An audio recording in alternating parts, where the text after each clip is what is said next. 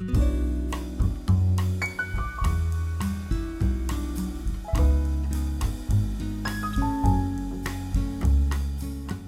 tardes a todas, a todos. En este mes que inicia el tiempo de la primavera aquí en Argentina, en el Cono Sur, les damos la bienvenida a esta presentación que es una más del proyecto coordinado, dirigido y acompañado por Maximiliano Cladacchi. Vamos a darle enseguida la palabra a Maxi para que quienes se tengan que retirar un ratito antes puedan, bueno, presenciar la mayor cantidad de la charla en virtualidad. Y volvemos a insistir, sin embargo, pueden luego ir a nuestro canal de YouTube y ahí encontrar, ponen videos y encuentran todas las grabaciones y cualquier duda que les surja, nos escriben. Realmente respondemos cada uno de los mensajes que llegan al Centro de Hermenéutica. Así que un agradecimiento enorme a Jacqueline, que la conocimos en el seminario el año pasado, que dio justamente el doctor Kladakis, y a todas y a todos los que en esta hermosa tarde están acompañándonos. Gracias, Maxi. Eh, Bien, ante todo quiero agradecer a Jacqueline. Hoy vamos a presenciar una conferencia, una exposición de ella, que es una amiga y una colega de los estudios arterianos, esta minoría que va creciendo. Bien, Jacqueline Calderón Hinojosa es licenciada, maestra y candidata a doctora en filosofía por la Universidad Nacional Autónoma de México.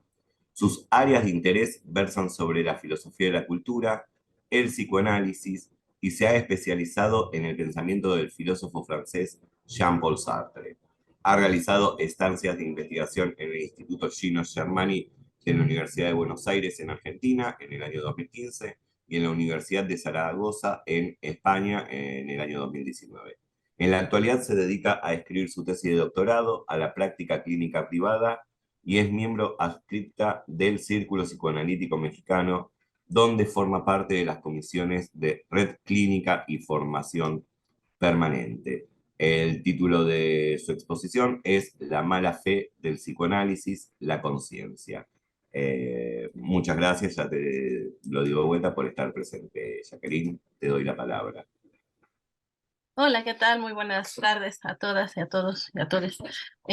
Muchas gracias igual, Maxi, por la invitación, por la confianza sobre todo, y sobre todo también al Centro de Estudios Hermenéuticos por abrirme este espacio también en esta ocasión. Yo no sé por qué siempre termino metiéndome en estos problemas. Siempre que puedo y lo evito muchísimo, a pesar de que mi tesis de licenciatura en su momento la quise escribir y de hecho traté de escribir algo acerca de la relación entre Sartre y el psicoanálisis, particularmente el psicoanálisis existencial, perdón. Siempre encuentro muchas dificultades y conforme voy leyendo más tanto de Sartre como del psicoanálisis, pues se van haciendo más grandes estas dificultades. Entonces, me parece que es un tema interesante y que en algunos momentos nos puede llegar a convocar, y creo que una de las máximas dificultades en este tema es que para poder establecer ciertos puentes a veces pues implica de pronto parecer un poco descriptiva o un poco reiterativa en ciertas cosas. Para los que nos dedicamos a Sartre, probablemente las partes en las que hable sobre Sartre pues van a resultar muy obvias. Para los que nos dedicamos al psicoanálisis también, probablemente las partes donde hable un poco del psicoanálisis pues caerán en esa misma situación. Entonces, bueno, es como un poco un ejercicio algo complicado y espero que puedan ser pacientes en relación con esta exposición. Básicamente, yo espero no...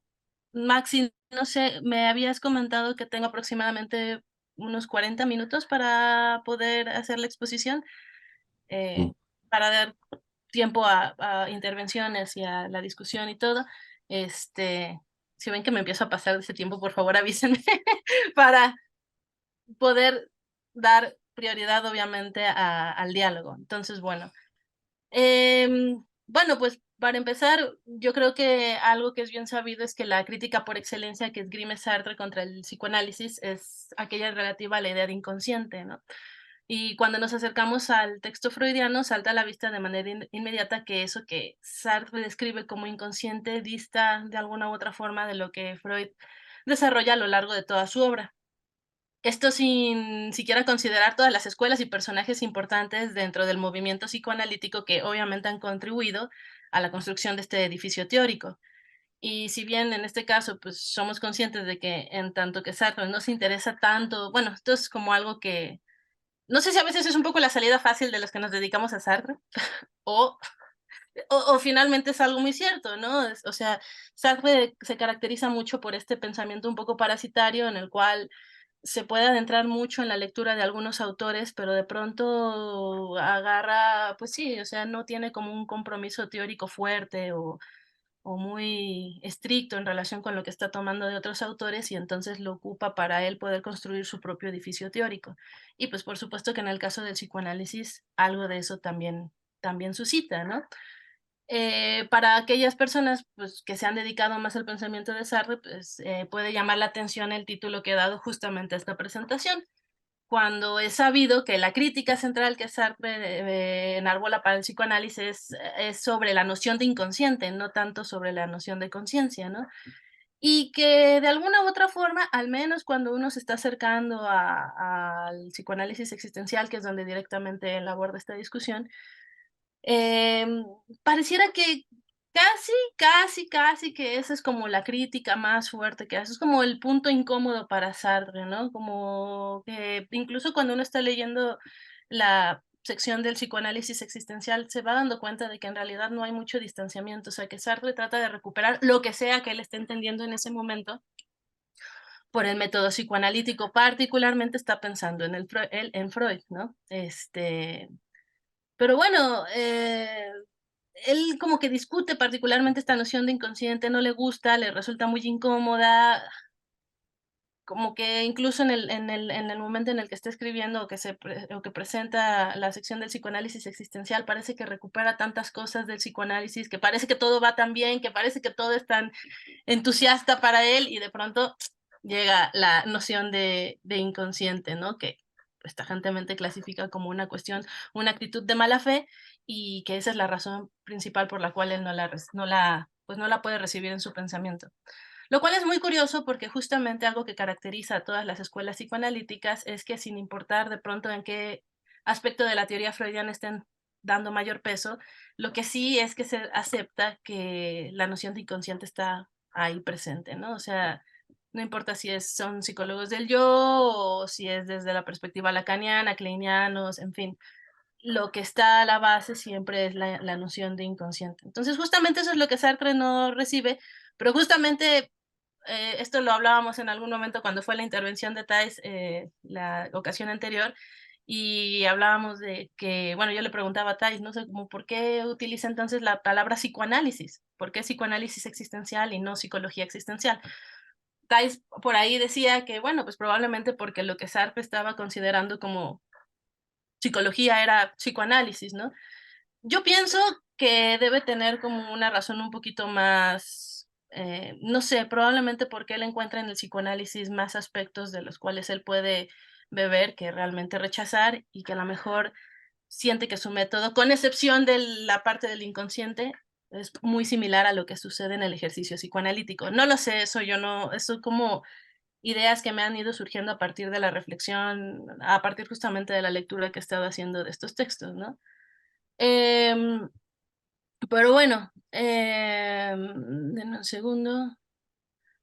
Claro, una de las cosas que también llaman la atención es que en el ser y la nada, justo en la parte del psicoanálisis existencial, que sería como justo el momento en el que Sartre podría discutir la idea de conciencia, así como él ha estado entendiendo y que además lo hace a lo largo de toda la obra o sea, pensemos que el psicoanálisis existencial, la sección del psicoanálisis existencial es ya parte de lo último del ser y la nada. Todo lo anterior, Sartre reiteradas ocasiones va mencionando, va introduciendo la idea de conciencia, cómo está entendiendo la conciencia, cuáles son las implicaciones de comprender de semejante forma la conciencia. Y entonces, justo en este punto, cuando podría discutirlo como directamente con alguien que también aborda el tema de la conciencia desde otra perspectiva, pero que también lo está haciendo, no lo hace. O sea, a mí me llama mucho la atención cómo pasa muy rápido por ahí, cuando podría tener ahí un muy buen interlocutor en lo que sería Freud. Entonces, eh, vamos a decirlo así, como que despacha muy rápido la cuestión, ¿no? O sea, eh, claro, si la idea del inconsciente freudiana le genera, como que le genera escozor, es solo porque no concibe que haya algo que quede fuera del registro de la conciencia. Pero como que no pasa de esto en ese momento, al menos en ese momento. Sin embargo, cuando en otros textos o en otros momentos de la misma obra del ser y la nada, Sartre habla sobre la conciencia e introduce la idea, por ejemplo, de conciencia reflexiva y reflexiva, no, en realidad pareciera que no se encuentra tan alejado como él quisiera de aquello que él critica. Aunque también debemos reconocer que la idea misma de inconsciente es hasta cierto punto problemática para el psicoanálisis mismo, pues el propio Freud hizo reformulaciones del término en diversas ocasiones. Y yo me estoy remitiendo nada más, o sea, yo me estoy centrando nada más y exclusivamente en Freud, no estoy pensando en otros psicoanalistas o en otras escuelas psicoanalíticas, ¿no? Incluso cuando habla en un primer momento esto Freud sobre cuál sería la función de su método, dice en algún punto de su obra el volver consciente lo inconsciente. Y eso años más adelante dirá que hay ciertos contenidos, bueno, ciertos contenidos de la conciencia, ciertos contenidos también en el inconsciente que no son susceptibles de pasar a la conciencia, o sea, clausurando con ello la posibilidad de su propio método, si es que acaso fuese el objetivo de este volver consciente lo inconsciente. Pero bueno, digamos, ahí podríamos pensar que Sartre está atinando un poco más en su crítica, pero tampoco habría que emocionarnos mucho porque parece que más bien fue como un tiro de gracia, ¿no? O sea, como que fue un poco de suerte, porque realmente lo que quiero ir mostrándoles ahorita es que Sartre pues tuvo muy poco acceso realmente a textos psicoanalíticos. Entonces, bueno, aunque el manuscrito ya estaba finalizado, Freud decide publicar la interpretación de los sueños en 1900. Y este trabajo representa el nacimiento simbólico del psicoanálisis, nacimiento que aconteció justamente con el momento inaugural del siglo XX. Por supuesto, la interpretación de los sueños no es ni el primer escrito o ensayo publicado por Freud, ni el primer lugar en el que empieza a elaborar su teoría. Entonces, ¿por qué este texto sería considerado el acta de nacimiento del psicoanálisis? Pues porque en él se encarga de presentar por primera vez un esquema de funcionamiento del aparato psíquico como tal, y es el momento en el cual Freud introduce lo que se considera su primera tópica, que está conformado por estas tres instancias y las dinámicas que se dan entre estas tres instancias, que son percepción, conciencia, preconsciente e inconsciente, ¿no?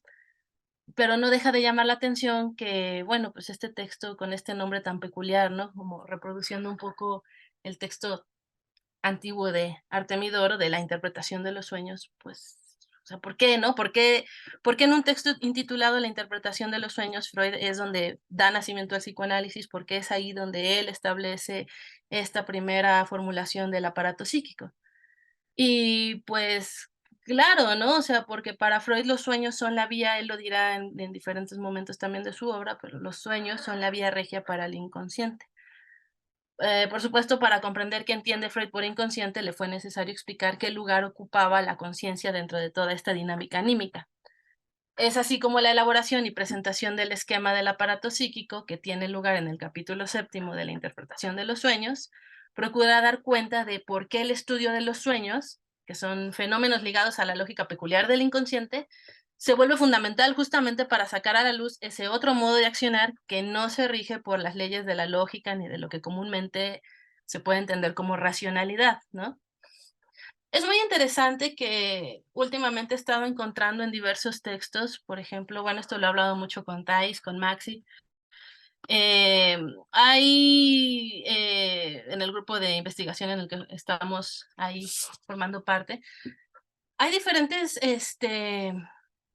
vamos, como cambios de paradigma a nivel científico que me han sorprendido de pronto cómo le dan cierto reconocimiento al psicoanálisis, ¿no? Por ejemplo, hace algunos días estaba leyendo a Norbert Wiener en este texto que se llama Cibernética y Sociedad, y justo, ¿no? O sea, él equipara un poco la manera en la que ciertas por ejemplo, el uso de la estadística, la ruptura de este paradigma mecanicista, ¿no? Cartesiano, newtoniano, cómo se vuelve una revolución similar a la que puede llegar a suceder incluso con el psicoanálisis, ¿no? Estamos hablando de un texto de 1950, 48 más o menos 50, ¿no? En el caso de Norbert Wiener.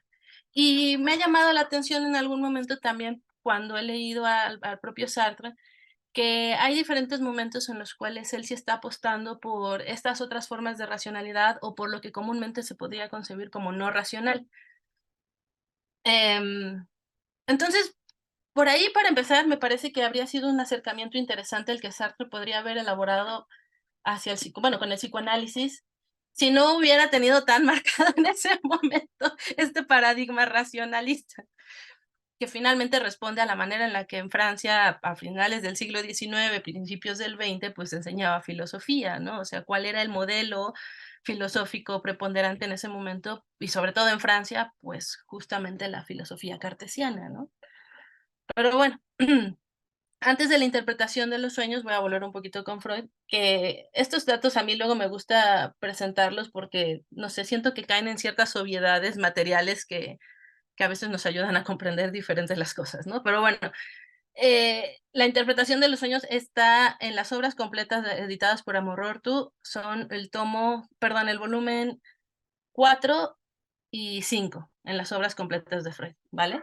O sea, estamos hablando de una obra que se divide ahí mismo en nuestros dos volúmenes, son cerca de 700 páginas, donde él está dando nacimiento a su psicoanálisis.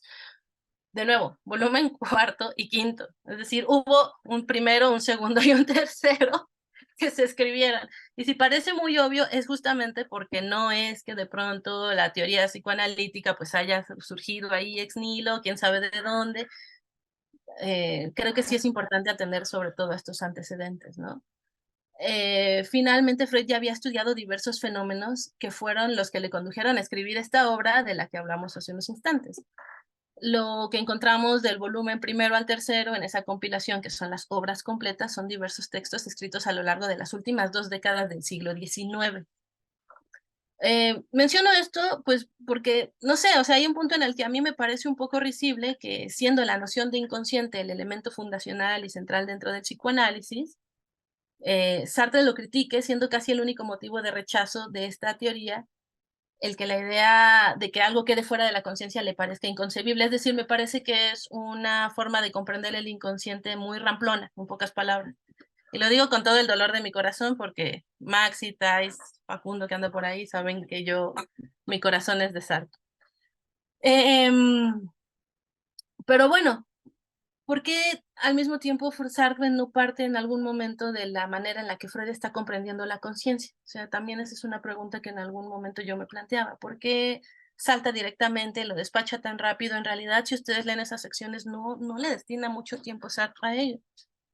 Lo cual me Perdón, parece clave. Jacqueline, perdón, discúlpame la interrupción. Hay en la sala alguien con tu mismo nombre. Sí, ¿Lo debe has visto? ser muy probablemente mi mamá. Ah, listo, perdón, perdón. No, no te Disculpa la preocupes. interrupción. Sí, no te preocupes. Gracias, Laura. Sí, Jacqueline Hinojos. Bueno, de alguna forma, eso, ¿no? Lo cual es un poco extraño. Por ejemplo, cuando uno está leyendo la parte del ser y la nada, y estoy pensando nada más en el ser y la nada, cuando uno llega a la parte del ser y la nada, donde la tercera parte, donde está hablando del ser para otro, por ejemplo, son páginas y páginas y páginas, y de pronto cómo se entiende desde el racionalismo, cómo se entiende desde el idealismo, cómo se entiende, cómo lo está entendiendo Hegel, cómo lo entendió Heidegger, cómo lo entendió Husserl. O sea, hace un análisis muy fino, va desgranando poco a poco, poco a poco. Y aquí como que no sé, algo pasó, ¿no? Bueno, algo pasó que es justamente lo que creo que pasó. Es una hipótesis, pues, pero que me parece que podría explicar un poco esto, ¿no? Y que es, por ejemplo, que finalmente él no tenía acceso a los textos psicoanalíticos como para poder establecer una buena crítica en relación con esto. No tanto buena, vamos, me refiero como una crítica un poquito más constituida quizá, ¿no? O sea, que le hubiera dado un poco más de batalla, pues, para poder discutir verdaderamente cuáles eran las cercanías y los alejamientos entre su propuesta de psicoanálisis existencial y la propuesta psicoanalítica freudiana, ¿no? Esto, pues, pensemos en que la publicación del Ser y la Nada es en 1943, pero ¿qué es lo que había en Francia, por ejemplo, en 1943 de psicoanálisis? Se estaban pasando cosas, pero no había pasado mucho tiempo desde la muerte de Freud. Entonces, hay muchos movimientos por ahí particulares. Además de que, por supuesto, pues hoy en día tenemos claro que algo que se publica en este instante en China, pues probablemente nos va a llegar muy rápido. Si tenemos mucha suerte, pues a lo mejor en el transcurso de un mes nos iremos enterando, pero pues son las maneras en las que los medios de comunicación también se están jugando, ¿no? Cómo se jugaban los medios de comunicación en 1943, que tampoco era una época muy sencilla en el mundo, sobre todo en Europa, ¿no? Pero bueno, en la entrevista del New Left, que después la reproduce el Nouvel Observateur, del 26 de enero de 1970, Sartre sostiene que pues, se podría decir que porque era francés rechazaba a Freud. De alguna forma lo que trata de resaltar era que dado el contexto político histórico que habitaba en Francia, perdón, resultaba difícil renunciar al peso que el racionalismo cartesiano ejercía sobre los estudios filosóficos de la época. Un pensamiento que por demás estaría fuertemente vinculado a una forma específica de comprender la racionalidad y la causalidad, ¿no? También eso es importante. Así pues, por una parte, el proyecto filosófico sartreano radica en dar un sustento filosófico al realismo, cuestión que queda de alguna forma, pues, ahí como caricaturizada o de una forma como chistosona, conservada en esta anécdota donde Simone de Beauvoir recuerda la relación, el encuentro que Sartre tuvo con Agon, o que finalmente es el encuentro que Sartre tiene con la fenomenología. La cuestión se complica, como bien podemos apreciar en El Ser y la Nada, pues se trataba para él de encontrar un punto en el cual el ser humano conservase su autonomía a la vez que su realidad entre los objetos reales, evitando de alguna forma el idealismo y sin caer en un materialismo mecanicista. O sea, es esta cuestión todo el tiempo de estar pensando los dualismos, ¿no? Que es con lo que inicia El Ser y la Nada, incluso. Con esto de fondo no resulta sorpresivo el rechazo ya no de Sartre en particular, sino de toda la tradición filosófica, aunque sabemos que hay ciertos momentos dentro de la tradición filosófica que van también recuperando aspectos del psicoanálisis, ¿no? Por ejemplo, no sé, estoy pensando en la tradición francesa, por supuesto, pero pues uno de los ejemplos más emblemáticos de una recuperación de un diálogo entre filosofía y psicoanálisis sería por ejemplo, la Escuela de Frankfurt, que tiene una forma particular de adoptar de adoptar el psicoanálisis y que es un poco distinta a la manera en la que se va haciendo en Francia, por ejemplo, ¿no? Bueno, el reconocimiento de este rechazo es precedido por un punto de inflexión marcado por la necesidad de adentrarse un poco más en el psicoanálisis, en el caso de Sartre, pues, a partir de la elaboración del guión para el proyecto de John Huston de Freud, que es un guión que escribe pues, en 1958. Ese guión se encuentra más cercano temporalmente a la crítica de la razón dialéctica que al Ser y la Nada, lo que nos hace pensar que para la preparación del guión necesariamente tuvo acceso a más bibliografía. Y sí, efectivamente, pero la bibliografía a la cual tuvo acceso él, pues fue la biografía escrita por Ernst Jones, publicada hasta 1953, o sea, 10 años después del Ser y la Nada, así como las cartas con Wilhelm Fliess. Lo que por supuesto abarca un periodo en realidad muy breve de la vida y obra del médico vienés, o sea, estoy hablando de Freud, que va desde su nacimiento hasta el año de 1900. O sea, de nuevo, cuando Sartre en este segundo momento hace un acercamiento al psicoanálisis, se queda un poco cortado por la fecha de 1900, ¿no? Es un dato importante porque existe un texto que es como el coco para algunos psicoanalistas porque es muy algunos lo consideran muy biologicista, ¿no? Que es un texto de lo que se denomina metapsicológico, y es de los primeros manuscritos de Freud donde ensaya él ahí un modelo del aparato psíquico y que hoy en día parece que en el campo de las neurociencias es valorado. Se trata del proyecto de psicología para neurólogos. El escrito data de 1895, o sea, estamos pensando más o menos en la época en la que de hecho Freud empezó a escribir la interpretación de los sueños. porque Freud la empieza a escribir en 1890, perdón, le menciona la idea a Fliess, primero a Wilhelm Fliess, le menciona la idea en 1897 más o menos, pauso un poco, en 1898, perdón, termina este primer borrador, creo que sin el primer capítulo, y luego pues ya lo decide publicar en 1900, ¿no? O sea, la interpretación de los sueños ya lo ha estado trabajando con mucha antelación Freud, ¿no? Y está muy cercano justamente del proyecto de psicología para neurólogos. El tema es que este texto se publica de manera póstuma hasta 1950.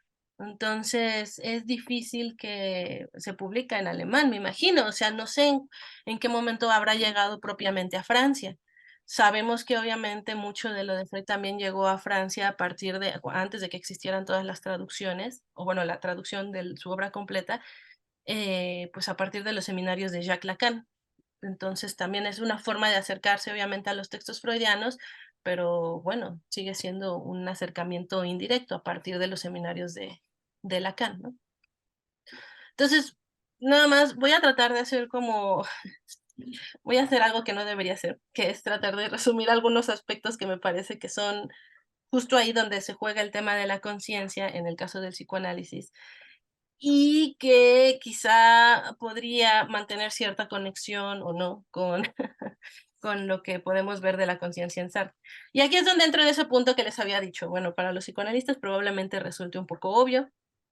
Para cuando llega la parte de Sartre, pues para los sartreanos quizá resulte un poco obvio. Bueno, pues un rápido repaso, ¿no? Tan solo para situarnos un poco. Tal como señalábamos, pues bueno, como señalaba, Sigmund Freud fue un médico del siglo XIX, razón por la cual pues no debería tomarnos por sorpresa el inmenso intento que tuvo de que su propia teoría pudiese encontrar un sustento fisiológico. Vamos, que no seamos tan rudos con el pobre Freud, ¿no? Estaba ahí como en plena coyuntura. Obviamente las obras completas, pues resulta que no son las obras completas, porque hay un texto por ahí que no aparece, que es el texto sobre la afasia, bueno, sobre las afasias. Y es interesante porque ya desde ese momento a Freud, o sea, lo que se puede evidenciar en ese texto es que a Freud le interesaba ya comprender aquellos casos en los cuales las alteraciones del lenguaje no tuvieran un sustento de índole orgánico. O qué pasaba justamente con estas alteraciones, no porque negara el origen orgánico de algunas afecciones, sino porque qué pasaba con aquellas donde parecía que no había un registro de daño fisiológico. Y eso fue un parteaguas porque a partir de ahí él empieza a introducirse en otros fenómenos de índole nerviosa, como es la histeria, y la relación de esta con las afecciones de índole orgánico y con aquellas que no eran de índole orgánico. Es decir, la pregunta era, bueno, ¿qué está sucediendo con esta gente que presenta una cierta sintomatología, pero que algo que se pretende pues no sé, aliviar a partir de la localización orgánica de la afección, pues no puede ser, no puede suscitarse, ¿no? Que está respondiendo, apuntando a otra lógica. Es así como a partir justamente Freud de los seminarios a los que asiste, bueno, en algún momento con Charcot y su acercamiento con Joseph Breuer, comienza a trabajar con la histeria. A partir de aquí, bueno, pues finalmente Freud articula su propio método de forma tal que abandona el ejercicio de la hipnosis que en algún momento intentó, porque él dice que como que no le gustaba mucho la hipnosis, pero luego por ahí el chisme dice que no era muy bueno hipnotizando. Eso yo ya no lo sé. Pero vamos, la imposibilidad de poder recurrir a la hipnosis le da cabida justamente a otro tipo de forma que es un método más bien de índole catártico, que desde ahora adelanto, que por supuesto, y eso lo dice Freud básicamente desde el proyecto de psicología para neurólogos, pues no es propiamente el método psicoanalítico. El psicoanálisis no trabaja con la catarsis como tal. Una de las pacientes de Freud en alguna ocasión hace la analogía, ¿no? Entre ir con Freud o sea, en que ir con Freud o ir a su sesión de análisis, pues es una limpieza de chimenea. Sí, y además pues se considera que el psicoanálisis en algún momento es la cura por la palabra. Sí, pero también ahí hay que profundizar un poquito y es como qué tipo de palabra. no me voy a introducir mucho en esto, lo lamento muchísimo, pero vamos, el funcionamiento, tiene que haber algo más allá que el proceso catártico, que es algo que él también va dilucidando a partir de la hipnosis. O sea, ¿qué pasa cuando de pronto los pacientes pueden hablar de ciertas cosas, pero no parece que haya un registro sobre eso, ¿no? Tiene que ver con la manera en la que se van estableciendo una serie de asociaciones de representación palabra, representación afecto. Entonces, bueno, para poder hablar de todo esto es que Freud introduce la noción esta del aparato psíquico, que de acuerdo con Freud tiene una suerte de funcionamiento homeostático.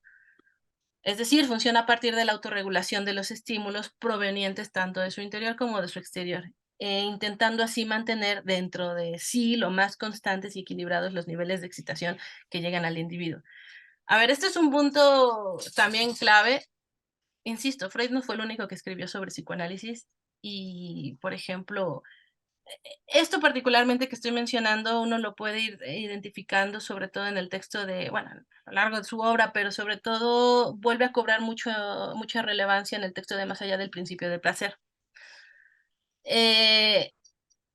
Y es cuando empieza a elaborar la cuestión de la pulsión de muerte, etcétera. Entonces, sobre esto se puede decir muchísimo. O sea, hay opiniones, hay diferentes formas de comprenderlo. Entonces, yo nada más lo estoy mencionando, no es que sea una única forma de comprenderlo. Se ha dicho muchísimo a lo largo de estos más de 100 años de psicoanálisis, ¿no? Pero bueno, la función del aparato psíquico es justamente mantener lo más constantes y equilibrados los niveles de excitación del individuo. Por lo tanto, una pérdida en ese equilibrio y en su constancia es vivido por el individuo como una experiencia displacentera. El placer que se encuentra a la base también del psicoanálisis no tiene tanto que ver con lo que de hecho conocemos más bien como voluptuosidad, sino con una experiencia, vamos a decirlo así, de alivio dada a partir de la resolución de la tensión generada por ese desequilibrio en el aparato psíquico. Y dicha resolución pues acontece a partir del movimiento de descarga. Y es que ahí es donde se empieza a encerrar buena parte de la cuestión, ¿no? ¿Cómo se lleva a cabo ese movimiento de descarga? Habrá ciertos fenómenos donde pues casi que sería muy obvio pensar en cómo se elimina esa tensión. En el texto de Pulsiones y Destinos de Pulsión, por ejemplo, Freud pone un ejemplo, está abordando el tema de las pulsiones, pero pone un ejemplo en relación, por ejemplo, con el alimento. Cuando un individuo tiene hambre, lo que empieza a experimentar a nivel orgánico es una irritación en la membrana estomacal que lanza la señal justamente de necesidad de alimento. Eso genera una tensión en el organismo, en el cuerpo. La manera en la que se puede resolver esa acumulación de tensión, pues es obviamente ingiriendo algún tipo de alimento. Y entonces eso ya restablece el funcionamiento, ¿no? Del organismo en general, no del aparato psíquico en ese caso. Sin embargo, claro, eso a nivel fisiológico, con una actividad como puede ser la de la alimentación, pero ¿qué pasa con esos otros fenómenos que pueden ir generando esta tensión que no encuentra vías para esa descarga? E incluso el tema de la alimentación puede utilizarse un poco a modo de ejemplo porque pues no es lo mismo el hambre que la apetencia. Entonces, sí, claro, para satisfacer la necesidad de alimentación, pues ahora sí que cualquier pan duro puede resultar satisfactorio, pero yo no estoy segura de que cuando uno tiene, culturalmente, cuando uno puede, digamos, estar inmerso en una cultura en donde ha desarrollado ciertas formas de alimentación, pues si cualquier pan duro de hecho pueda satisfacer esas necesidades. Sí, la de la alimentación, pero no la de la apetencia, ¿no? Entonces, me daba mucha risa porque hace rato cuando estaba aquí acomodando mis cosas, estaba viendo un grupo de Facebook donde la gente en una ciudad en España solicita cosas, es un grupo de mexicanos, ¿no? Y entonces alguien pedía algo que yo creo que solo a los mexicanos se les puede antojar, digo se les puede porque a mí no se me antoja, pero es una cerveza con picante y con tamarindo y con limón, ¿no? O sea, una cosa así espantosa. Y claro, ahí un poco lo que se está jugando es justamente el tema de la apetencia, ¿no? Aquí, Pues sí, no sé, a alguien muy específico se le podrá antojar esa cosa rara que es una cerveza con chile y con tamarindo y con limón y estas cosas, pero de qué manera se va jugando justamente, y creo que eso es algo también importante en relación con Sartre y con Freud, de qué manera se va jugando todas estas cuestiones de aspecto social. Y ahí Freud ya las va introduciendo un poco. Entonces, bueno, déjenme ver algo. Ok. Eh, bueno, finalmente, algo que él, o sea, ¿cuál es al mismo tiempo las preguntas que se va formulando Freud son, pues bueno, ¿cuáles son esas tensiones distintas o sea, diferentes de las que se pueden generar a partir del organismo que aquejan al sujeto? Y también cómo las va resolviendo el sujeto y qué implicaciones tienen. De hecho, pues ahora sí que cuál es la función del síntoma, ¿no? Que es algo que de pronto Freud pues sí va explorando y que creo que también ahí va estableciendo ciertas conexiones en relación con lo que es el psicoanálisis existencial en algunos momentos sobre de qué manera particular el sujeto va, o sea, asume este proyecto originario, este proyecto fundamental, y de qué manera lo va manifestando en cada una de sus acciones, ¿no? Ahí entiendo que por ahí, que probablemente Sartre dice, bueno, pues casi casi si nosotros pensamos en la idea de inconsciente, pues hay un montón de cosas que podrían ser descartadas y que podrían liberar al sujeto de la responsabilidad sobre su, y aquí va a sonar muy particular lo que voy a decir, sobre su deseo de ser, que no está tan alejado de lo que pues un tiempo después Lacan va a poder elaborar, por ejemplo, ¿no? Pero que ya está un poco ahí en los textos freudianos. Em, bueno, eh, claramente la formulación del aparato psíquico va teniendo algunas modificaciones, así como lo podemos ver también en el mismo Sartre, que ciertas ideas las va trabajando de manera distinta. Obviamente también Freud a lo largo de su vida pues lo va elaborando. El aparato psíquico, tal como lo describe en la interpretación de los sueños, pues es esto, ¿no?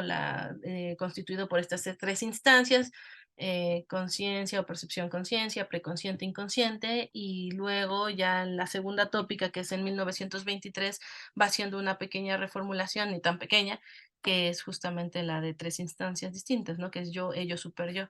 No significa que esto, que la segunda tópica reemplace a la primera, simplemente le agrega más como elementos y la vuelve un poco mucho más compleja, ¿no? Entonces, bueno, ya dijimos que el aparato psíquico tiene un funcionamiento homeostático que funciona a partir de estímulos y descargas, y debemos agregar que este aparato tiene una dirección y que toda nuestra actividad psíquica parte de estímulos, sean internos o externos, y termina en inervaciones, perdón. Existe dentro de él un extremo sensorial y uno motor, y en general lo que da por resultado normalmente es que el proceso vaya de la percepción a la motilidad, normalmente, pero no siempre es así. Algo característico justamente de Freud es que siempre parte de esta anomalía para poder establecer el funcionamiento normal de las cosas, ¿no? ¿Qué es lo que sucede en el caso de los sueños? Bueno, obviamente todas estas percepciones generan en el aparato psíquico huellas némicas, cuya función es la de la memoria. Estas huellas némicas consisten en alteraciones permanentes que sobrevienen a los elementos del sistema, ¿no? Estamos en la primera tópica. He aquí una de las primeras dificultades y donde se empieza a configurar el funcionamiento de cada uno de estos sistemas. Cito a Freud, ¿no? Trae consigo manifiestas dificultades suponer que un mismo sistema deba conservar fielmente alteraciones sobrevenidas a sus elementos y, a pesar de ello, mantenerse siempre abierto y receptivo a las nuevas ocasiones de alteración. Fin de la cita. Por lo tanto, el sistema delantero, digamos el que está más cercano a la percepción, recibe los estímulos, pero nada conserva de ellos. Pues en ese sentido, ahí en ese momento Freud dirá que carece de memoria. Luego un segundo sistema entonces sería el que transpone la excitación, aquí cito, la excitación momentánea del primero a huellas permanentes. Bueno, en algún punto él dice que a partir de eso es que se va conformando el carácter también de los individuos, ¿no? Precisamente el sueño le permite a Freud suponer dos instancias psíquicas, una, dice él, sometida a la actitud crítica de la otra y que tiene por consecuencia la exclusión de su devenir consciente. El sistema criticador en esta configuración del aparato psíquico se encuentra más cerca del extremo motor. Al sistema que se encuentra al extremo motor, Freud lo denomina preconsciente y nos dice ahí que, y aquí cito nuevamente, los procesos de excitación habidos en él pueden alcanzar sin más demora la conciencia, siempre que se satisfagan ciertas condiciones. Por ejemplo, que se alcance cierta intensidad, cierta distribución de aquella función que recibe el nombre de atención. Es al mismo tiempo el sistema que posee las llaves de la motilidad voluntaria. Por su parte, fin de la cita. Y por su parte, el sistema que está antes de este, del preconsciente, es el inconsciente y no tiene acceso alguno a la conciencia, al menos no de forma directa. De nuevo, abro cita aquí, Freud lo que nos dice es, si no es por vía del preconsciente, que puede tener este acceso, al pasar por el cual su proceso de excitación tiene que sufrir modificaciones, es decir, no hay como un paso nítido del inconsciente hacia la conciencia, si no es a través del preconsciente, eso es lo que está diciendo él aquí en 1900, ¿vale? Y sin sufrir ciertas alteraciones. O sea, me parece que esto es como justamente importante, ¿no? Luego, Freud, ya en una nota al pie que agrega a las obras, 19 años después, dice que el sistema que sigue al preconsciente es aquel al que se le debe adscribir la conciencia, vale decir, percepción-conciencia, ¿no? O sea, ahí sí se lo está atribuyendo a ese primer sistema. Bueno, a mí me parece importante esta cita del artículo que escribe sobre lo inconsciente de 1914, o sea, ya un buen rato después de la interpretación de los sueños. Y dice, abro cita, aparecen a menudo actos psíquicos cuya explicación presupone otros actos de los que, empero, la conciencia no es testigo. Y continúa, por nuestra experiencia cotidiana más personal, estamos familiarizados con ocurrencias cuyo origen desconocemos y con resultados de pensamiento cuyo trámite se nos oculta. Em, Freud busca salvaguardar todos estos pensamientos. Ya sabemos por lo que ha dicho anteriormente que la conciencia, al menos en 1900, no tiene memoria, aunque en otros lugares afirmará que de hecho la conciencia es el resultado de las huellas némicas. Pero bueno, insisto, son reformulaciones que él mismo va haciendo, no me meto mucho aquí. Aquí creo que Sartre y Freud no se encuentran tan alejados, ¿no? O sea, cuando Freud dice estos actos conscientes quedarían inconexos e incomprensibles si nos empeñásemos en sostener que la conciencia por fuerza ha de enterarse de todo cuanto sucede en nosotros en materia de actos anímicos. Y luego más líneas más adelante agrega, ¿no? La conciencia abarca solo un contenido exiguo, por lo tanto, la mayor parte de lo que llamamos conocimiento consciente tiene que encontrarse y por los periodos más prolongados en un estado de latencia, vale decir, en un estado de inconsciencia psíquica. Entonces, un poco a lo que me quiero ir dirigiendo en este sentido, de nuevo, perdón por toda esta descripción tan así, tan rara de esta parte del psicoanálisis, pero a la que me voy dirigiendo es que sí hay una fineza en los planteamientos freudianos que me parece que uno, obviamente, pues Sartre no tuvo acceso a ellos. Dos, que creo que en el fondo no se encuentran tan alejados y que podría haber resultado un ejercicio interesante, el de poder, aquí sí, ¿no? O sea, haber realizado como una lectura y una crítica en relación con lo que iba planteando Freud. Por ejemplo, a mí siempre cuando voy leyendo estas partes me llama mucho la atención cuando Sartre hace la distinción entre, bueno, de estos momentos de la conciencia, cuando está como conciencia reflexiva y cuando está como conciencia reflexiva. Creo que no están tan alejados de pronto de estas cuestiones. Ahora, también es importante señalar que los objetivos de cada uno de los dos autores son distintos. O sea, Sartre está pensando profundamente en una ontología. Freud no está pensando propiamente en una ontología, o al menos no es su tirada. Incluso él trata de mantenerse lo más posible alejado de la filosofía, que es algo que le ha granjeado algunas críticas, ¿no? O sea, porque lo considera un pensamiento especulativo y si él quiere dar un sustento a su teoría y a su método, pues no es probablemente la vía de la filosofía por donde podría adquirir ese peso científico que él buscaba. Entonces, para empezar, creo que también ahí sí es necesario reconocer que hay fines distintos. y que también probablemente pues por ahí Sartre tendría que haber reconocido que que hay finalidades distintas en relación con estas cosas. No me meto en las otras críticas que ha hecho Sartre en relación con el psicoanálisis porque son un poco extrañas. Por ejemplo, hay un punto en el cual considera que el psicoanálisis encuentra como fundamento último, ¿no? Equiparable al proyecto originario, como esta cuestión irreductible, considera que es, por ejemplo, el complejo de Edipo. Y pues no, o sea, el complejo de Edipo forma parte de una de las lógicas, o sea, de las dinámicas que se pueden suscitar a lo largo de la historia del sujeto, como también como también el narcisismo, por ejemplo. Y además hay una serie de distinciones importantes, ¿no? Una cosa es, pues sí, el complejo de Edipo, así como lo está pensando probablemente Sartre. Por otra parte está la situación edípica, por otra parte está el atravesamiento del Edipo, o sea, hay más finezas por ahí. En todo caso, nada más quisiera aquí ya ir cerrando con lo que ya respecta a Sartre, ¿no? En torno a lo que él plantea en El ser y la nada en relación con la conciencia. Finalmente, la ontología sartreana consiste en una descripción fenomenológica de la relación entre esa nada que es la conciencia y el ser que ella no es, pero del que depende.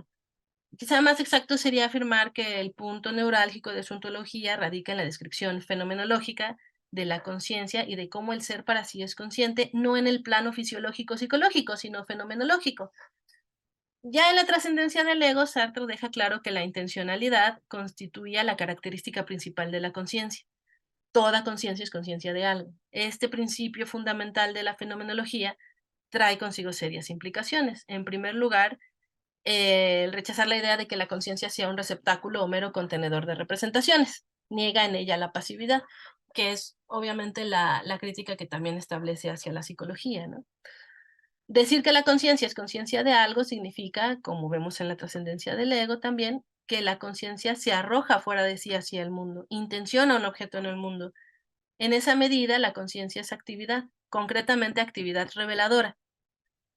En segundo lugar, que la conciencia sea conciencia de algo introduce ya una distancia ontológica, pues ser conciencia de un objeto implica no ser ese objeto.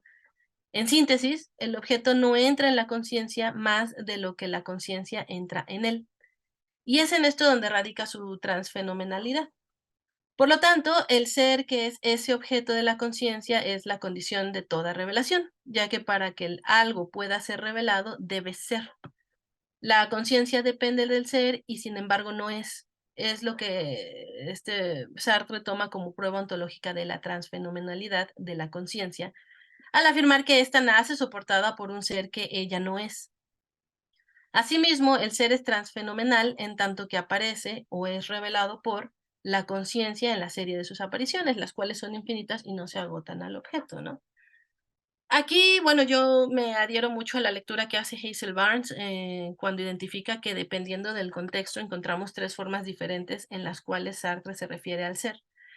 Y esto es importante mencionarlo porque en esa se va jugando justamente también el tema de la conciencia, de la realidad humana, del para sí. La primera manera en la que se refiere es en su sentido más lato, como lo que existe, lo que es esencialmente hablando. En esta alusión al ser se encontraría aquello que le resulta de acceso inmediato a la conciencia, como la náusea, por ejemplo. Pero la misma conciencia en sentido estricto puede ser abarcada por este modo. La segunda manera en que Sartre emplea la palabra ser apunta al universo material, es decir, los objetos y el fondo sobre el que aparecen en el mundo para la conciencia. Esta forma se encuentra íntimamente ligada con la tercera, que apunta a todo aquello que es objeto de la conciencia, no solo el mundo material, sino también, por ejemplo, lo perteneciente al orden de la imaginación, que es lo que Sartre pues, desarrolla más a profundidad en la imaginación y en lo imaginario. Y si bien la conciencia es en tanto que existente y de ningún modo se la podría asimilar como ser en sí, la oposición fundamental que Sartre presenta al inicio del ser y la nada, y sobre la cual descansa su ontología, es justo aquella entre el ser en sí y el ser para sí, siendo esta última región la que se halla inextricablemente asociada con la conciencia. ¿Qué significa que la conciencia intencione un objeto? O dicho de otro modo, que implica que la conciencia revele al ser. O sea, es que esa es la función finalmente, ¿no? Sartre dirá desde el inicio de su ensayo de ontología y fenomenología que no podría, y cito, no podría haber una nada de conciencia antes de la conciencia. Antes de la conciencia no puede concebirse sino una plenitud de ser, ninguno de cuyos elementos puede remitir a una conciencia ausente. Fin de la cita. En este sentido, decir que la conciencia intenciona a su objeto, que revela al ser, o bien que éste aparece ante ella, son expresiones equivalentes. Conciencia es el nombre que Sartre da a la actividad específica de separar, o más atinado sería decir, de poner distancia. Ser consciente de un objeto es, en este tenor, separar al objeto del fondo sobre el que aparece. Pero en su actividad la conciencia no solo separa a su objeto del fondo del mundo, sino que también ella misma se distancia de aquel. Hay una doble negación, pues cada acto intencional es conciencia posicional del objeto hacia el cual se dirige y conciencia no posicional de sí. La idea de nihilización no sería otra cosa más que esta doble separación efectuada por la conciencia. La conciencia es la reflexión de los objetos y esto a su vez solo es la distancia de sí misma que Sartre llama nihilización. Esto es una cita de Hazel Barnes. Obviamente no, Sartre no alude a sí mismo como Sartre. La conciencia nihiliza aquello que ella misma no es, como afirma Hazel Barnes, y aquí la cito de nuevo: si nos aferramos firmemente a la idea de que la introducción de la nada y la conciencia intencional son una y la misma cosa, no caeremos en el absurdo de preguntar si la conciencia es la nada y de ser así, ¿cómo puede actuar? Como vemos, la distinción entre el en sí y el para sí, más allá del plano de la abstracción, no necesariamente es tan nítida. Es cierto que de manera práctica no habría problema en pensar al para sí como ser consciente y al en sí como ser no consciente, por supuesto, atendiendo a las caracterizaciones que hace Sartre de la conciencia. Entonces, vamos, yo ahorita un poco quise ir explorando, ir recuperando algunos puntos donde ambos autores van refiriéndose a la conciencia. Creo que en Sartre es un poquito más sencillo poder encontrar esos puntos de encuentro, sobre todo porque es en el ser y la nada donde principalmente desarrolla esta cuestión. En el caso de la obra freudiana no, porque además está supeditada a toda la serie de reelaboraciones que se efectúan a partir de otros psicoanalistas. Sin embargo, a mí me parece que los puntos de encuentro son interesantes. En algún momento, hablándolo, por ejemplo, con Maxi, eh, él comentaba, y yo estoy muy de acuerdo con esto, que de pronto parece que las elaboraciones que va haciendo Sartre en el ser y la nada, y no necesariamente solo en lo que refiere a, es más, diría que no en, en la parte del psicoanálisis existencial, pero sí sobre todo en la tercera parte, que es la del ser para otro, me parece que van articulando una suerte ahí muy interesante de mm, como respaldo o correspondencia ontológica a lo que Freud va elaborando. Y sinceramente, bueno, es algo que me ha interesado ir explorando con calma poco a poco en estos últimos meses. Me parece que sí hay algo de esto en las elaboraciones que podemos encontrar, por ejemplo, en Jacques Lacan. Hace algunos días estaba leyendo justamente el Seminario 7 y es interesante ir viendo cómo también, y a la par de esto estaba revisando El ser y la nada, justamente la parte del psicoanálisis existencial, y es interesante la manera en la que Sartre va formulando ahí la cuestión del proyecto originario en función de un deseo de ser. O sea, fundamentalmente lo que está ahí jugándose es un deseo de ser, que no logra resolver en el ser y la nada, que es justamente la razón por la cual el hombre es esta pasión inútil, ¿no? Esta imposibilidad de constituirse como un ser en sí para sí, que tratará de ensayar una suerte de resolución, por ejemplo, en verdad y existencia, a partir también de cómo se van jugando el tema de la colectividad y todo, pero me parece que ahí hay un punto interesante. Entonces, no sé, o sea, son muchas cosas, son muchos temas, me parece que es muy, muy rico justamente esta parte del psicoanálisis existencial. No me parece que en el fondo esté distando tanto de lo que uno puede llevar a cabo en psicoanálisis. Hay algo donde los dos sí me parece que, bueno, Sartre es más honesto en este sentido. Eh, Freud en algún momento dice pues, que no se puede aplicar psicoanálisis a muertos, ¿no? O sea, en sentido estricto, pues un muerto no puede hacer asociación libre, está muerto, que es ahí sí la manera en la que procede el psicoanálisis, ¿no? Y sin embargo, Freud lo hace. Se pone a hablar sobre uno de los textos más criticados que tiene es justamente el de Leonardo da Vinci, por ejemplo, ¿no? Ahí por error de interpretación en relación con el nombre, la especie de un ave, ¿no? Y de ahí se lanza Freud a hacer una superinterpretación, y el nombre y la especie del ave ni siquiera era la especie a la cual él se tendría que haber estado refiriendo. Pero bueno, al mismo tiempo, pues eso marca las limitantes del psicoanálisis existencial, ¿no? Básicamente lo que derivará del psicoanálisis existencial más adelante será estas investigaciones sobre el individuo, donde finalmente la mayor parte de las ocasiones está haciendo psicoanálisis, o bueno, psicoanálisis existencial o investigación de individuos muertos. Hay una parte, por ejemplo, en el Ser y la Nada, donde Sartre dice, bueno, sí, nuestro método, así como el freudiano, pues también se basa, ¿no? Dice él, no tengo la cita aquí a la mano, pero dice él algo así como, a partir de todos estos elementos de carácter objetivo que nos puedan dar más información sobre el sujeto. Pues no, Sartre, no va por ahí, porque eso no va, no, el psicoanálisis justamente no trabaja con esa suerte de objetividad, sino con la asociación libre, ¿no? Razón por la cual no se puede aplicar este psicoanálisis en sentido estricto a figuras pues, que no estén recostadas sobre el diván, por decirlo rápidamente. Entonces, bueno, esto más bien es como una invitación a ir repensando ciertas partes. Sí creo que hay un punto de mucha conexión entre ambas formas. Sí me parecería interesante ir explorando esta cuestión de como suerte de respaldo ontológico que puede proporcionar Sartre al psicoanálisis, y que de nuevo, de alguna forma creo que en Jacques Lacan se va encontrando un poco. Pero bueno, estos son como reflexiones muy incipientes y pues ya, doy por concluida esta larga intervención y les agradezco mucho su paciencia. Bueno, ante todo, gracias Jacqueline por tu exposición, muy buena. Un honor tenerte presente acá en este ciclo. Y pasamos a las preguntas. La profesora Graciela Ralón levantó la mano, tiene una. Sí. Bueno, gracias Jacqueline por tu exposición muy clara. Es un problema el tema del psicoanálisis en Sartre, sobre todo en el Ser y la Nada, y sobre todo porque él mismo lo titula psicoanálisis existencial, ¿no? Y entonces ahí es donde habría que poner el acento, no en la cuestión psicoanalítica en cuanto tal, me parece, porque como vos misma dijiste, hay como así una cosa muy de los textos, freudianos, ¿no? Que no hay una profundización. Mi pregunta es, son dos en realidad. Una, cuando él habla de psicoanálisis existencial, ¿no hace, por ejemplo, referencia a Bieswanger?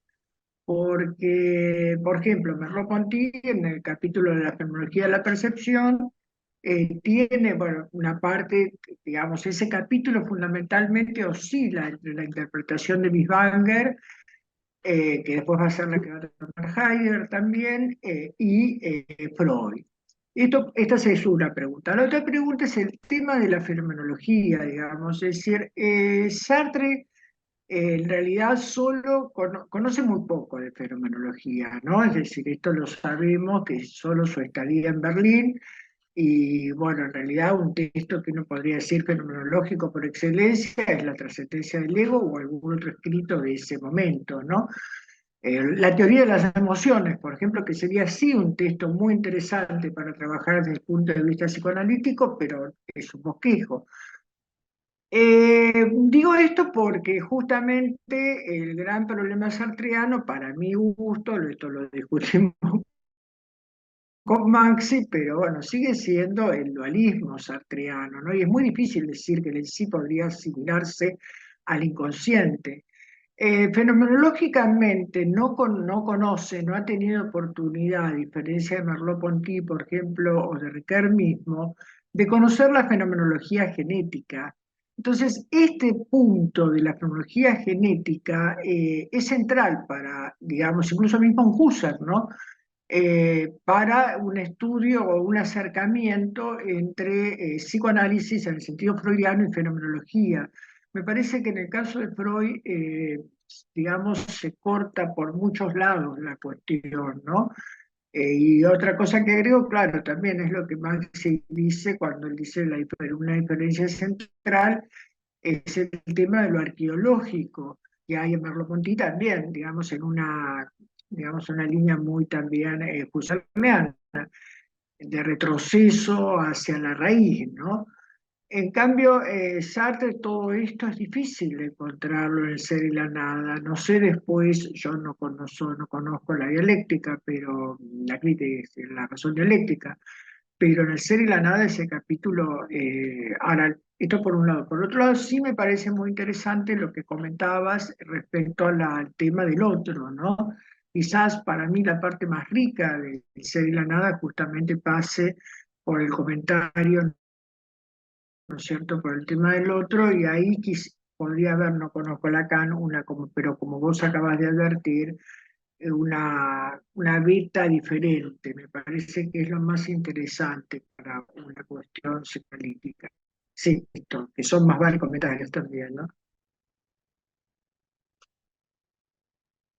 Sí, ahorita que lo comentabas en relación con si había una mención por ahí a Vince Wenger en el Ser y la Nada, específicamente al menos en la parte del psicoanálisis existencial. Quiero ir a ver ahorita el tomo. En principio diría que no, yo no recuerdo que lo mencione. Menciona a otros psicoanalistas ahí, por ejemplo, menciona a Adler, lo cual es un poco raro, Ah, pero sí, me sí, parece que creo que menciona a Adler, por ahí creo que hace alguna mención rápida a Jung, creo, ya no sí. estoy como así muy 100% segura, pero a Wittwanger no, como tal no, y es cierto, incluso por ahí me acuerdo que un analista con el que me formé también, mencionaba que este texto de Merleau-Ponty sobre las relaciones del niño con los otros, es Por mucho más, ejemplo, claro. es como una mucho mejor introducción a lo que trata de explicar Lacan en relación con el estadio del espejo, ¿no? Por ejemplo, Exacto, por ejemplo, ¿no? Claro. lo cual me parece muy interesante. Después ya leyéndolo, es como, pues sí, o sea, tiene una forma, además, sí, o sea, Merleau-Ponty lo va trabajando de una forma mucho más limpia, por decirlo rápidamente, ¿no? Entonces, sí, creo que en ese capítulo, justamente en el de la psicoanálisis existencial, no sé, es un capítulo que a mí me genera un poco de malestar. O sea, fue una de las razones por las cuales me acerqué a Sartre, pero me termina generando un poco de malestar. Yo estoy de acuerdo contigo, la tercera parte del ser y la nada, que es la de justamente el ser para otro, el análisis que hace ahí a mí me parece impresionante. He encontrado de pronto como ciertas cosas que puedo ir vinculando en relación con la clínica psicoanalítica, con la teoría psicoanalítica también. Este, no sé, o sea, al final también está esto, ¿no? Hay otra serie de personajes psicoanalistas, pues, que se van remitiendo a Sartre, pero nunca por el psicoanálisis existencial. Lo retoman, por ejemplo, Cooper y Lang lo retoman, pero por la crítica de la razón dialéctica, por ejemplo. O lo van recuperando, el mismo Lacan por ahí, lo que va recuperando también es la tercera parte del ser y la nada, no el psicoanálisis existencial. Entonces, es interesante justo cómo esa parte, que podría ser la que diera pauta para tener una discusión distinta, siento que, exacto, o sea, como que, no sé qué estaba pensando. El bosquejo de una teoría de las emociones sí también tiene un desarrollo más interesante en ese sentido. Pero de nuevo, también como tú lo mencionas, es que es un bosquejo. Y sí queda, o sea, se antoja, hubiera estado muy bien que pudiera haber desarrollado más al respecto, pero bueno, luego sus intereses lo condujeron por otros lados y ahí quedó, ¿no? Pero sí, creo que a Bieswanger, en concreto, respondiendo a eso en concreto, creo que sí, que a Bieswanger no lo está recuperando en ese punto. Gracias. Bien, ¿alguna pregunta, comentario más? Bueno, entonces hasta que alguien realice una pregunta, te voy a hacer una pregunta-comentario. Dos posiblemente. Por un lado, a mí me parece que hay una coherencia en Sartre. No sé si la cuestión, a ver, decir que hay una coherencia en Sartre con respecto a la negación de una de la posibilidad de una opacidad dentro de la conciencia ya viene planteado desde la trascendencia del ego. Disculpen, parece que salieron los chicos del colegio o algo por el estilo, si escuchan gritos por acá. La coherencia, a ver, hay una definición que da Sartre ya en la trascendencia del ego, de la conciencia, como translucidez, vacuidad, etcétera, etcétera, que es lo que le hace criticar la postulación de un yo trascendental en Husserl. En algún punto me parece que, más allá de las lecturas que tenga Sartre, si es correcta o no la lectura que vaya a ser de Freud, me parece que él tiene ese rechazo a introducir una opacidad dentro de la conciencia porque iría en contra de su tesis casi primigenia, ¿no? Vos lo mencionaste igualmente, ¿no? Si la trascendencia del ego es, podemos decir, el primer texto de Sartre dentro del marco de un proyecto de psicología fenomenológica, ¿no? Donde está la teoría del bosquejo, una teoría de las emociones, la imaginación y lo imaginario.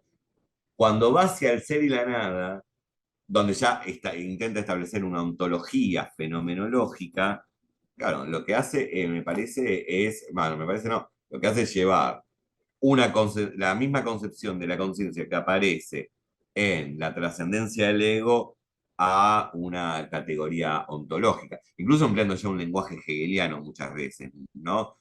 No ser, ser para sí, ser en sí, etc. Y en esto me parece también interesante algo que vos señalaste, que en Freud, claro, y el tema es cuál es el punto intermedio donde establecer un diálogo si el fundamento de Freud intenta ser en algunos textos fisiológico, científico, mientras que en de Sartre busca una fundamentación ontológica, ¿no?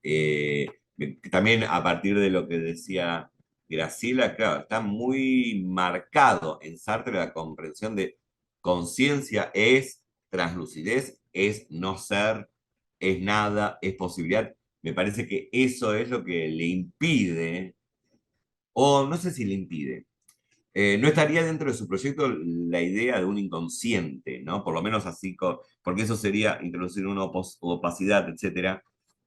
Quizás ahí sí, en la relación con Merleau-Ponty, pensando, ¿no? Dentro de la filosofía francesa, tenemos el caso de Merleau-Ponty, también el de Ricard, ¿no? No nos olvidemos los textos de Ricard sobre Freud, pero al hacer Merleau-Ponty su noción de conciencia, sí como dijo Graciela, al tener acceso a los textos de fenomenología genética, Merleau-Ponty, su comprensión de la conciencia no es tan determinante en el sentido que no es no ser pura posibilidad, etcétera, sino que la conciencia también posee una opacidad que tiene que ver con las sedimentaciones, etcétera, etcétera, lo que le permite sí establecer ya un diálogo con el psicoanálisis y con el inconsciente, no de negar el inconsciente, ¿no?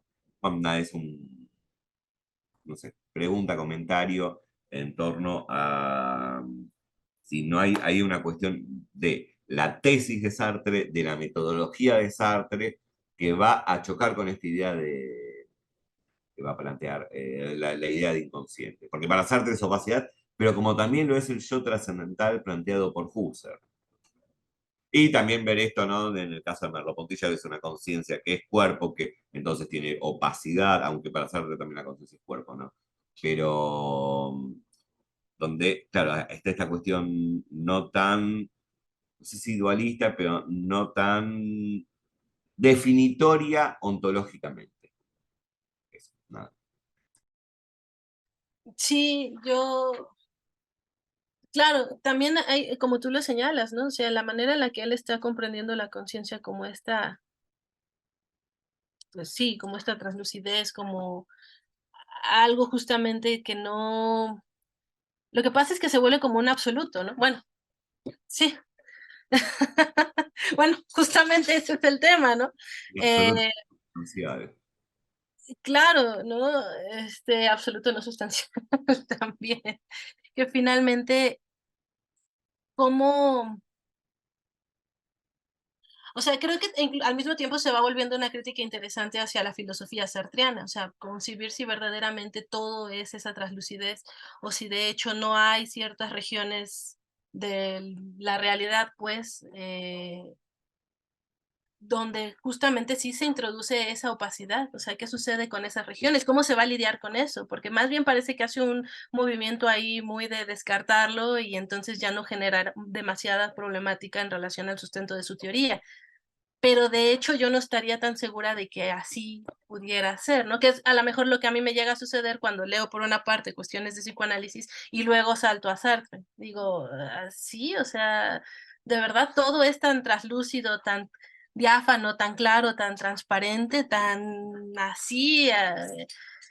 Claro, y más cuando de pronto, ese es mi caso particular, ¿no? O sea, eso es como la que a mí me llega a suceder, ¿no? Cuando de pronto uno va entendiendo que una de las funciones de, por ejemplo, ciertos mecanismos de defensa, como son el de la represión en el caso de Freud, son mecanismos de defensa, o sea, son mecanismos que con tal de, en algunas ocasiones, o sea, hay casos donde se puede ir analizando cómo para anteponer a una suerte de sujeto ontológico, se tienen que dar esos mecanismos de defensa, aunque en eso se juega a veces la vida física del sujeto. Entonces es interesante cómo se van dando ahí esos juegos entre, o sea, de qué manera se puede ir jugando también la ontología, la cuestión del sujeto ontológico, por llamarlo de alguna forma. No sé, a lo mejor me ayuda mucho escuchar este comentario, mi pregunta, intervención que tienes, Maxi, porque claro, creo que se juega ahí de forma muy importante, justo verdaderamente todo es tan diáfano, o sea, de verdad hay un acceso a absolutamente todo, y cuáles pueden ser las implicaciones y las consecuencias de que se considere que todo de hecho es así de, bueno, por decirlo de alguna forma, como de evidente, ¿no? Que es lo que en algún momento, por ejemplo, hablábamos en los seminarios, por ejemplo, cuando yo exponía un poco en relación con esta cuestión de la inteligencia artificial y la manera en la que se van generando modelos matemáticos a partir de la recolección de datos para tratar de determinar o de tratar de abarcar toda la realidad de manera totalizante, ¿no? Si es que esas son las pretensiones, por ejemplo, que existen a partir de la recabación de datos. Que es la razón por la cual me gusta el tema de la cibernética, ¿no? Pero jugándose ahí en la cuestión de la estadística y de comprender que no hay, que de hecho no todo es abarcable y no necesariamente va a ser abarcable y transparente. Lo más que podemos hacer es acercarnos a tratar de recabar alguna serie de datos y más o menos acercarnos. Y nunca vamos a tener claro qué tanto nos estamos acercando también. Entonces, creo que a lo mejor también ahí son como un poco los vestigios cartesianos de Sartre, que no puede tan fácilmente abandonar. No lo sé, ¿no? O sea, como que me quedo pensando un poco en eso. Pero él tenía su manita levantada. Bueno, te quería decir antes de pasar a Ah, Alan, sí. pero justamente dijiste mecanismos de defensa. Sartre se va a contraponer totalmente ya en cuestiones terminológicas, porque hablar de mecanismo es hablar bueno, del mecanicismo, ¿no? Que forma parte del momento, de la dimensión objetual. Además, donde a ver, no habría mecanismos de defensa porque ya eso es pensar la conciencia en términos del objeto en el sentido moderno, ¿no? La causa, y además esto, ¿no? El movimiento es la causa, la idea de mecanismo, la causa eficiente en sentido aristotélico, es la causa que prima y genera el movimiento. Mientras que en todo lo que hace a la conciencia para Sartre, es teleológico, ¿no? Teleológico no externo, sino interno, ¿no? Es la intención, es el proyecto de ser, etcétera, ¿no? A Sartre estos términos de mecanismo no le gusta porque refieren al mecanicismo y lo que va a hacer en la crítica de la razón dialéctica se va a contraponer explícitamente a la libertad, porque el mecanismo, la idea de mecanicismo responde a la lógica de lo práctico inerte, no a la lógica de la praxis y de la libertad, ¿no? Ahí también hay otra cuestión. Pero bueno, no, muchas gracias, Jacqueline, y disculpa, Alan, que te haya pisado. Te paso la palabra. No, no hay nada que disculparse. ¿Me escucha? ¿Sí? Ah, bueno, bárbaro. Bueno, primero, gracias, Jacqueline, por la exposición. un tema que es realmente complejo y siempre actual. Y bueno, que tiene distintas aristas y distintos momentos. Por un lado, un comentario y después una pregunta. El comentario viene a cuento de la discusión que se estaba dando, que de las intervenciones de Graciela y de Maxi, respecto a la incompatibilidad que tiene ya la ontología sartreana y su teoría de la conciencia con el psicoanálisis. Creo que es algo que vio bien Merleau-Ponty cuando dijo, bueno, Sartre, definiendo a la conciencia como espontaneidad, ¿no? Además de traslucidez y vacuidad, como decía Maxi, y al en sí como opacidad, inercia, o sea, y poniéndolo como opuestos, no da lugar en el corazón de la conciencia a una espontaneidad de elementos que uno tendría que decir que no son conscientes, que son pasivos, que son síntesis que en términos husserlianos nos hace el yo despierto, que es las profundidades de la corporalidad en Merleau-Ponty. eh, y bueno, frente a esa veda, ¿no? Esa prohibición de todo elemento que tenga un efecto o una actividad sobre la conciencia, pero que sea pasivo, ya desde el vamos, ¿no? Hace que algo como la teoría o la metapsicología freudiana suene absurdo. Y es lo que pasa, porque eh, en la prosa del ser y la nada, los términos de la crítica sartreana es bastante sarnosa, ¿no? Bastante con sarna, quiero decir, o sea, violenta, ¿no? En el sentido de tal cosa como el inconsciente es un absurdo. No está considerando de, bueno, ¿cómo podríamos entender esto? Si habría que entenderlo de otra manera.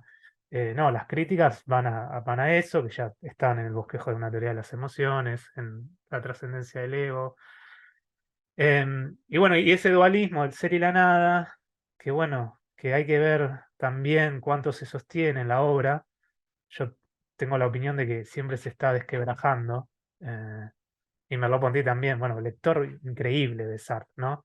Que decía, bueno, ya la ambivalencia que hay, ese juego es lo que le permite a Sartre tener suficiente cintura como para ir de uno a otro.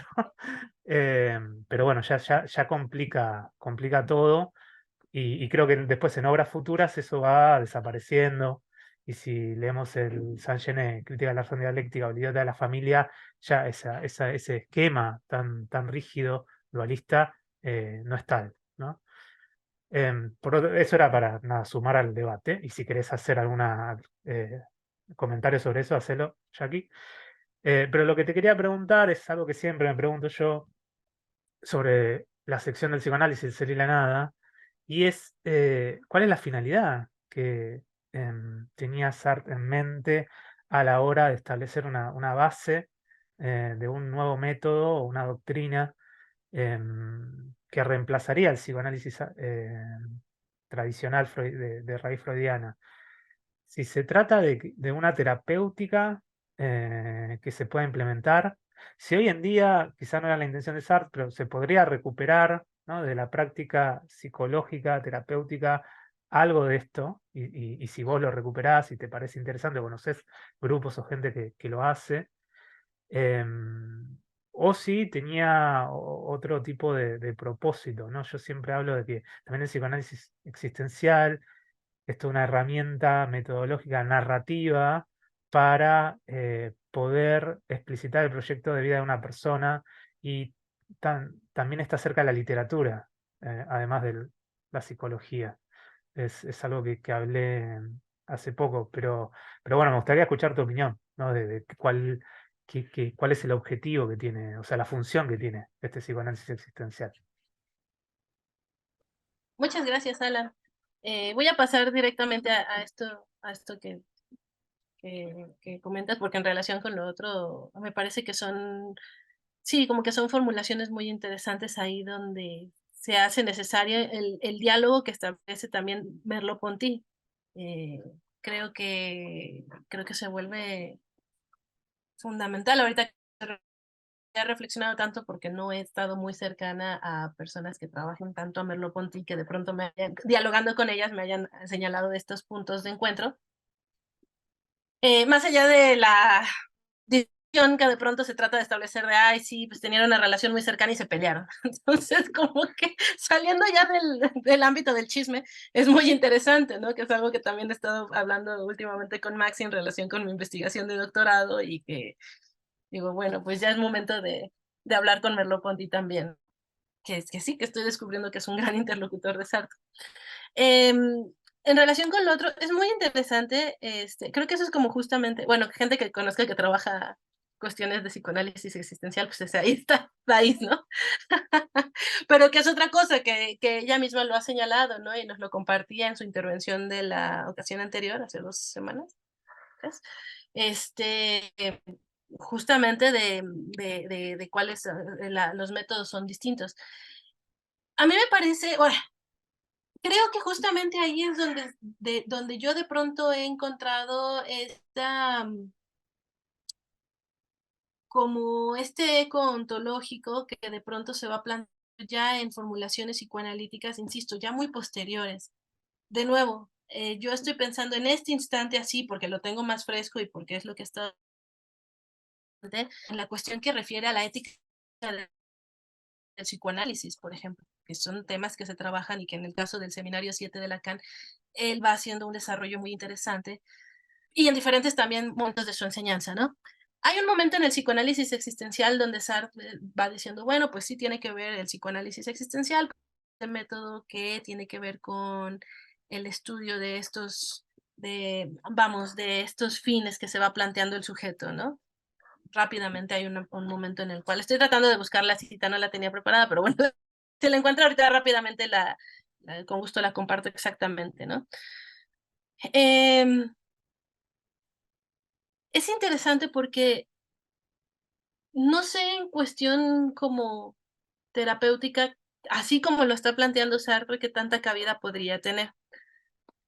Igual y yo no soy la mejor persona para decir esto porque al haber hecho la formación en psicoanálisis y continuar con esta formación, vamos, también en diferentes espacios y todo, claro, me voy dando cuenta de todas las minucias que se van implementando, o sea, que no es como que, pues mira, vas a hacer, aquí tienes una lista de cotejo y esto es lo que tienes que hacer con un paciente y pues ya no hay pierde, ¿no? O sea, pues realmente no funciona así.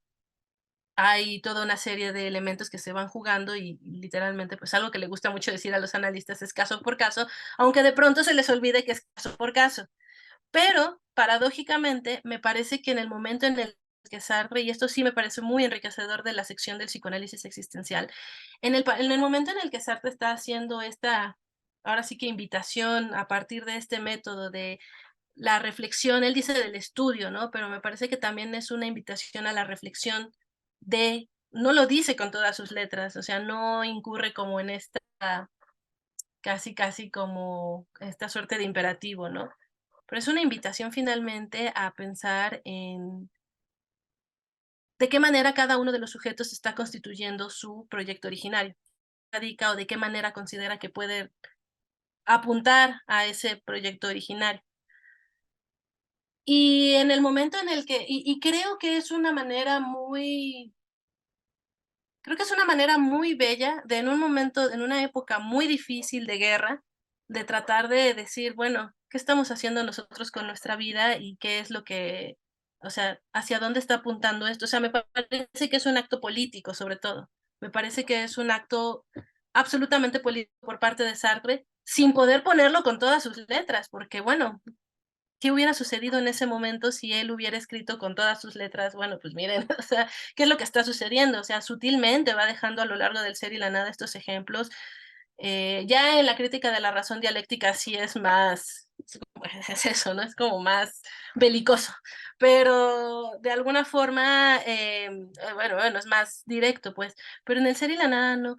Y justamente creo que esa parte, en el momento en el que él empieza a hacer esta invitación de vamos a preguntarnos por de qué manera estamos constituyendo nuestro proyecto originario y de qué manera, no solo cuál será el proyecto originario de cada uno de nosotros, sino de qué manera lo vamos a llevar a cabo y cuáles van a ser las implicaciones.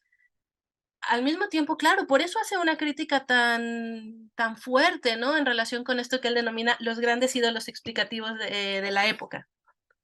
Claro, porque seguramente es, pensando en esa época, y en la actual y en cualquiera, de qué manera de pronto esta suerte de los explicativos no justamente terminan negando la idea de libertad y la idea de responsabilidad, sobre todo, porque de la idea de libertad tiene que ir la idea de responsabilidad y de asumir con esa responsabilidad y con ese compromiso la manera en la que estamos decidiendo efectuar o apuntar por lo menos a ese proyecto originario.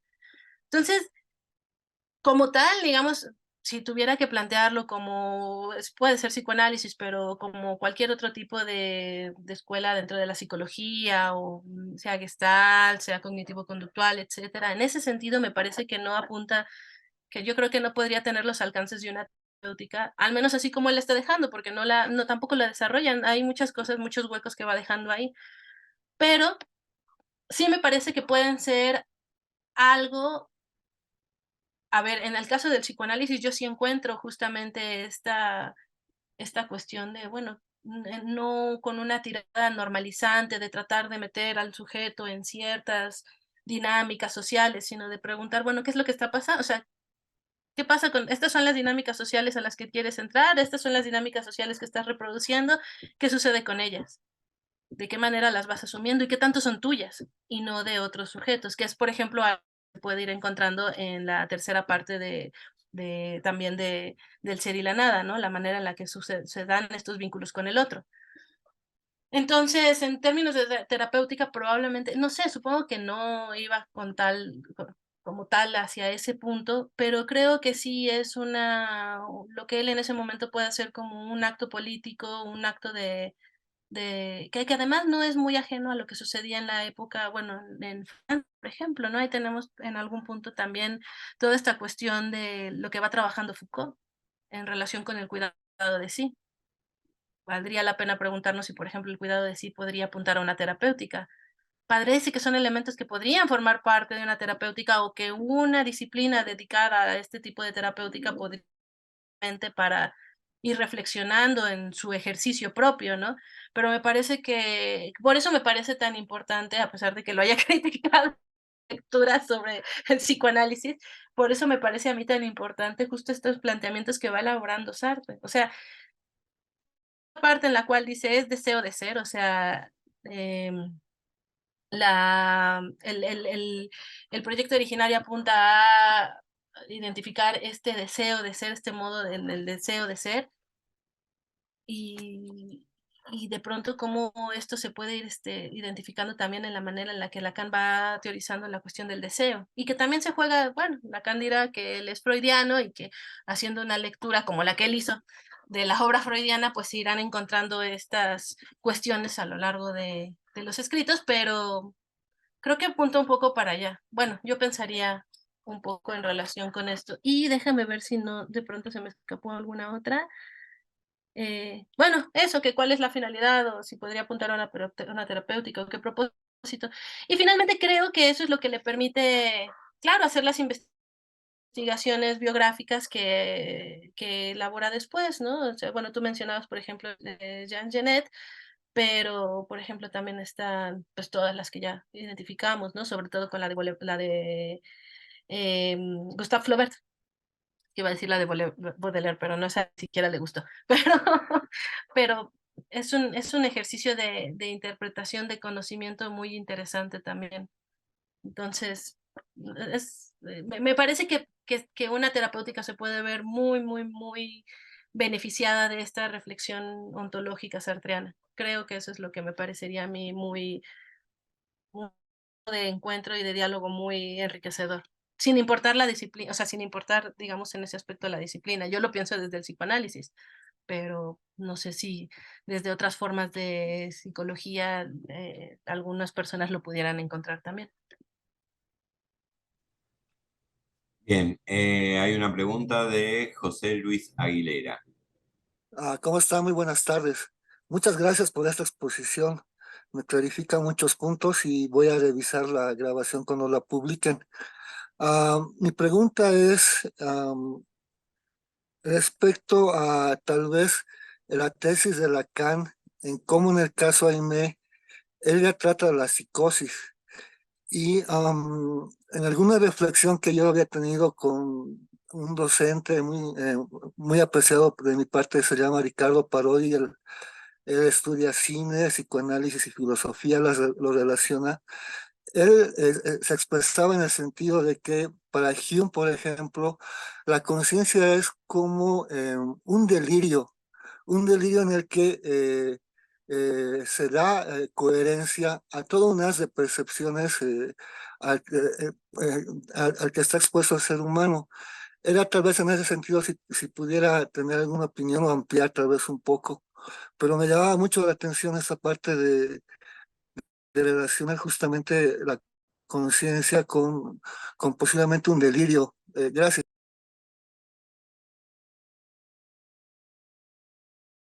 Gracias, José Luis. Como que no me quedaría muy claro exactamente cuál sería el vínculo entre entender la conciencia como un delirio. O sea, bueno, yo no sé exactamente, porque tampoco entiendo muy bien a qué estaría denominando como un proceso de delirio. O sea, como que no, y sí, yo no podría emitir un comentario, una opinión en relación con esto porque no me queda muy claro. Sobre todo si pensamos, al menos desde el psicoanálisis, no sé desde Sartre, pero en el caso del psicoanálisis, pues serían otras formas de conciencia, probablemente. No lo sé, no tendría mucha claridad en relación con eso, lo siento mucho. Bueno, entonces, bueno, no sé si vamos dando por finalizada la actividad. De nuevo, Jacqueline, te agradezco tu participación. A ver, hay dos mensajes nuevos. Bien, no había pregunta. Te agradezco muchísimo tu participación, tu compromiso y tu exposición. Muchas gracias. Muchas Gracias, gracias, Maxi, Maxi. también a Muchas vos. gracias a todos. Y a Gracias, todos. Jacqueline.